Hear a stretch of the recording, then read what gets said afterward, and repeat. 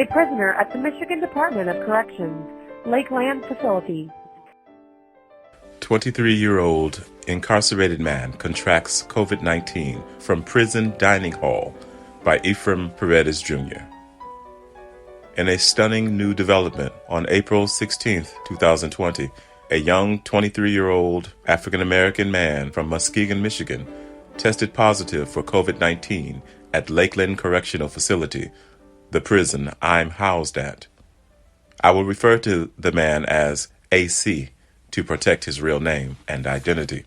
AC lived in my housing unit in a part of the building that is an open dorm setting with approximately 40 other people. He was a student in the food technology program, which teaches incarcerated people skills in the cooking and hospitality industry. I met him a few months ago when he first moved into the housing unit. We didn't talk frequently, but we would have occasional conversations when he came to me for legal advice about his case. Overall, he's a good young guy trying to get his life together and make his mother proud, who is a pastor of a church in their hometown. A couple weeks ago, 2 food service supervisors and a wave of dining hall workers contracted COVID-19 or were quarantined due to being in close contact with a person who tested positive for the virus. 2 food service supervisors tested positive for COVID-19. 2 of them were quarantined for having close contact with one. 2 of them were quarantined for having close contact with them, and one of the supervisors quit his job. In a moment of crisis, AC's food technology supervisor stepped up to fill the void. He called upon his food technology students and clerks to show up in food services to prepare and serve food to the 1,300 men housed at the prison. I remember seeing AC in the dining hall the first morning he worked. He handed me my breakfast tray and we exchanged a few words. Later that day, when he returned to the housing unit, we talked a bit more about how he happened to begin working in food services. After about a week of volunteering in the dining hall, AC told several people in the housing unit that he no longer wanted to work there because he noticed that several people who were working around him were ill. Several of them lived in housing units where people had tested positive for COVID-19. One morning I overheard AC tell 2 people, "Man, a bunch of those guys are sick over there. I am done going over there. I'm not getting sick in working in that kitchen." That afternoon, AC stopped volunteering to work in the dining hall. In the days that followed, AC began reporting symptoms of feeling ill.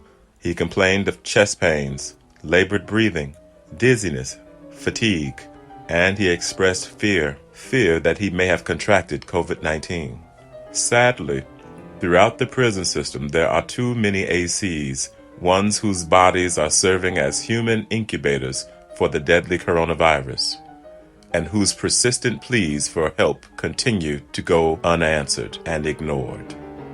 Yesterday, another man in my housing unit who worked in the dining hall had also been taken to healthcare in the middle of the night and placed in quarantine because of advanced COVID-19 symptoms.